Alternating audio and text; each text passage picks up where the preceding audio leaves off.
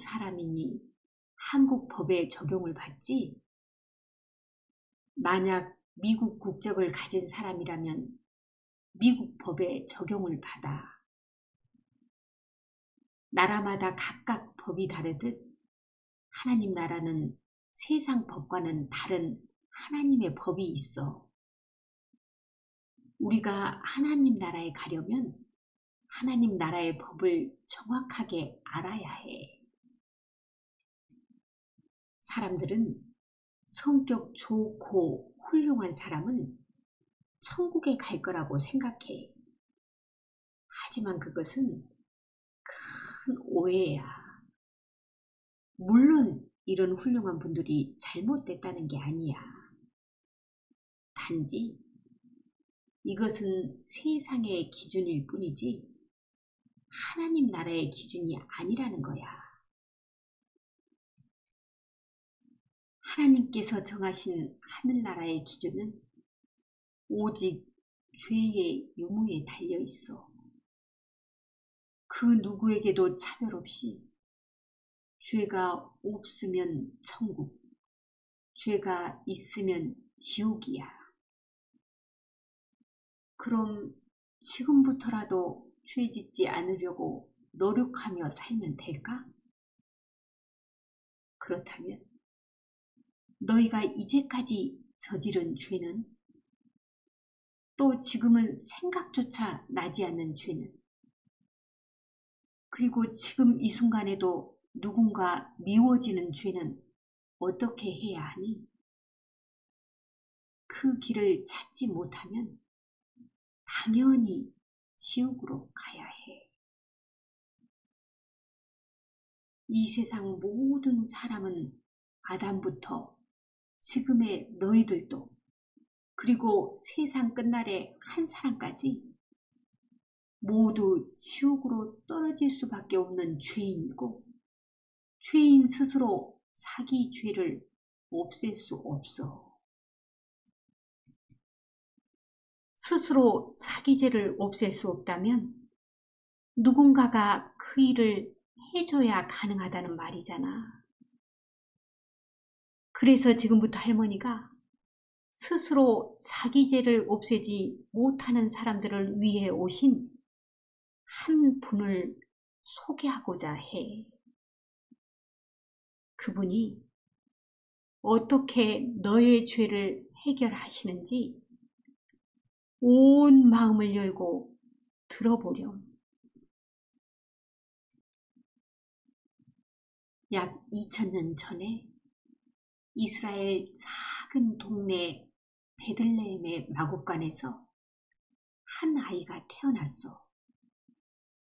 그 아이는 남자를 모르는 마리아라는 여인에게서 성령으로 잉태된 아이였어. 이 아이는 장차 자기 백성을 죄에서 구원할 자라고 했어. 마태복음 1장 18절 21절 예수 그리스도의 나심은 이러하니라. 그 모친 마리아가 요셉과 정혼하고 동거하기 전에 성령으로 잉태된 것이 나타났더니 아들을 낳으리니 이름을 예수라 하라. 이는 그가 자기 백성을 저희 죄에서 구원할 자이심이라 하니라. 하나님께서 이 세상에 사람의 몸으로 오신 이유는 사람들의 죄의 문제를 해결하시기 위해서였어. 사람들은 자신이 저지른 죄를 스스로 해결하지 못해 모두 지옥에 갈 수밖에 없는 신세였어. 그렇게 되면 하나님께서는 창조하신 사람들과 영원히 하늘나라에서 사실 수가 없게 돼.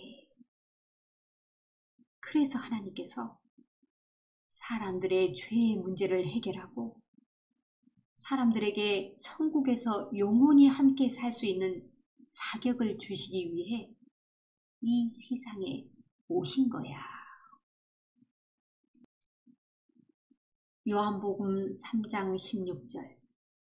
하나님이 세상을 이처럼 사랑하사 독생자를 주셨으니 이는 저를 믿는 자마다 멸망치 않고 영생을 얻게 하려 하심이니라. 이분이 자라 30세가 돼서 약 3년간 하나님의 나라를 전파했어. 그런데 당시 이스라엘은 로마의 지배를 받고 있던 터라 대부분의 이스라엘 사람들은 자신들을 로마에서 구해줄 구원자를 기다리고 있었어. 하지만 이분은 세상 일에는 관심을 두지 않고 병든 자의 병을 고치고 많은 기적을 베풀며 자신이 죄인들을 위해 오셨다고 말씀하셨어. 누가복음 5장 32절. 내가 의인을 부르러 온 것이 아니요 죄인을 불러 회개시키러 왔노라. 이스라엘 백성들은 자신들을 이 세상의 고통에서 건져줄 구원자는 오지 않고 이상한 분이 나타나 자신을 하나님의 아들이라고 하며 죄의 회개를 촉구하자 그를 미워했어. 결국 이스라엘 백성들은 로마 총독의 손을 빌어 예수님을 십자가에 못 박아 죽이기로 결정했어. 예수님께서는 이를 순순히 따르셨어. 아니, 세상을 구하러 오신 구원자를 사람들이 죽인다고? 그리고 그 구원자는 사람들의 결정을 따르신다고? 너희들 속으로 사람들이 어떻게 신을 죽일 수 있고 신은 어떻게 사람들에 의해 죽임을 당할 수 있어? 이런 의문이 들 거야. 맞는 말이야. 이분이 하나님의 아들이라면 절대 사람들의 손에 죽을 수 없잖아. 그럼 둘 중 하나야. 이분이 거짓말로 하나님의 아들이라고 주장했거나 아니면 뭔가 다른 이유가 있다는 말이야. 그런데 이분이 이 세상에 오시기 수천 년 전부터 구약 성경을 통해 이분에 대한 많은 예언이 있었어. 이분이 어떤 모습으로 세상에 오시고 사람들에 의해 어떻게 죽으실 것인가에 대해 예언했어. 그것은 이분의 죽음이 이미 계획된 일이었음을 증거하고 있어. 왜 하나님께서는 사람의 몸을 하고 이 세상에 오셔서 죽으려고 계획하셨을까? 너희들 생각해 보렴. 죽기 위해 태어난 사람이 어디 있을까? 이왕에 이 세상에 태어났으면 멋지게 살고 싶지. 죽기 위해 살고 싶겠니? 하나님께서 세상에 죽으러 오신 이유는 죄의 값을 치르기 위해 모두 죽어 지옥에 갈 사람들에게 영원한 삶을 주시기 위해서였어. 로마서 6장 23절. 죄의 삭은 사망이요 하나님의 은사는 그리스도 예수 우리 주 안에 있는 영생이니라. 사람들의 죄의 값을 치르기 위해 예수님 스스로 대속 제물이 되신 거야. 마태복음 20장 28절.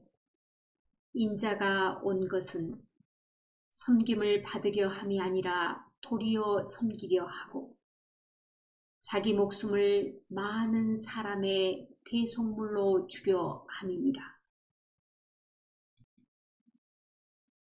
예수님께서 돌아가시기 전 사람들에게 침뱉음을 당하시고 맞으시며 조롱당하셨어.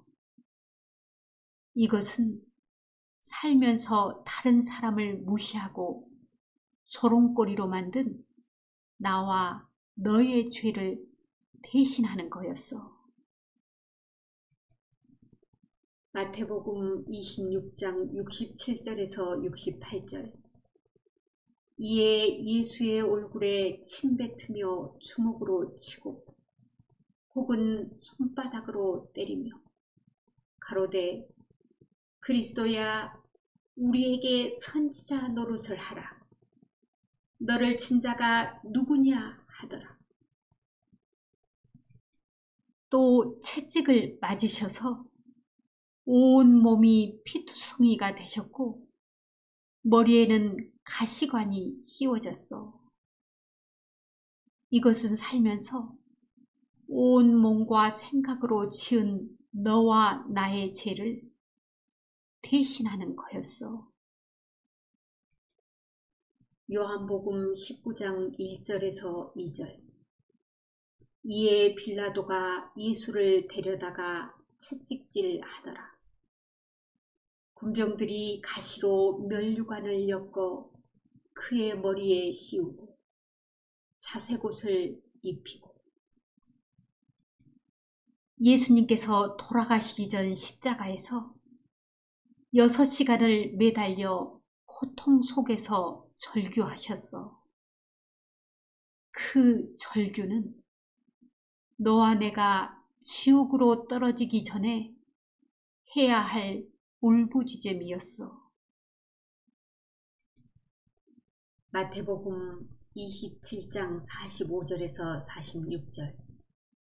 제6시로부터 온 땅에 어둠이 임하여 제9시까지 계속하더니 제9시쯤에 예수께서 크게 소리질러 가라사대 엘리 엘리 라마 사박다니 하시니 이는 곧 나의 하나님 나의 하나님 어찌하여 나를 버리셨나이까 하는 뜻이라. 예수님이 오시기 700년 전에 쓰여진 이사야서에서는 예수님의 죽음이 우리의 죄, 나의 죄를 대신한 것임을 밝혔어. 이사야 53장 5절에서 6절. 그가 찔림은 우리의 허물을 인함이요 그가 상함은 우리의 죄악을 인함이라. 그가 징계를 받음으로 우리가 평화를 누리고 그가 채찍에 맞음으로 우리가 나음을 입었도다. 우리는 다 양 같아서 그릇 행하여 각기 제 길로 갔거니 여호와께서는 우리 무리의 죄악을 그에게 담당시키셨도다. 그럼 나와 너의 죄를 담당하신 예수님께서는 우리의 죄를 모두 해결하셨을까? 요한복음 19장 28절에서 30절. 이후에 예수께서 모든 일이 이미 이룬 줄 아시고 성경으로 응하게 하려 하사 가라사대 내가 목마르다 하시니 거기 흰 포도주가 가득히 담긴 그릇이 있는지라. 사람들이 흰 포도주를 머금은 해용을 우슬초에 메어 예수의 입에 대니 예수께서 흰 포도주를 받으신 후 가라사대 다 이루었다 하시고 머리를 숙이시고 영원히 돌아가시니라.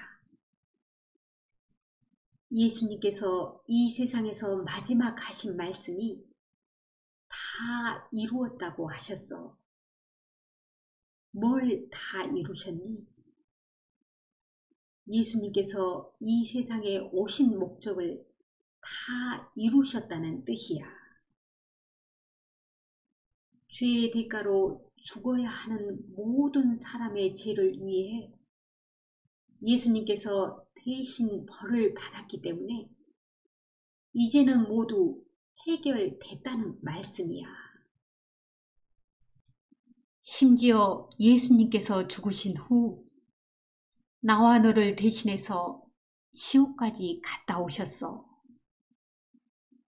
그런데 예수님께서는 죄가 없는 분이시기 때문에 부활의 몸으로 변해 자신과 함께했던 제자들에게 나타나신 후 하늘에 오르셨어. 에베소서 4장 8절에서 10절. 그러므로 이르기를 그가 위로 올라가실 때에 사로잡힌 자를 사로잡고 사람들에게 선물을 주셨다 하였도다. 올라가셨다 하였은즉 땅 아래 곳으로 내리셨던 것이 아니면 무엇이냐. 내리셨던 그가 곧 모든 하늘 위에 오르신 자니 이는 만물을 충만케 하려 하심이니라. 자, 이제 예수님께서 이 세상에 오셔서 돌아가신 것과 너는 무슨 관계가 있니? 로마서 6장 5절. 만일 우리가 그의 죽으심을 본받아 연합한 자가 되었으면 또한 그의 부활을 본받아 연합한 자가 되리라. 예수님의 죽음이 예수님께서 지옥까지 내려갔다 오신 것이 너를 위한 거였니? 자, 그럼 오늘은 여기까지 할게. 사랑해.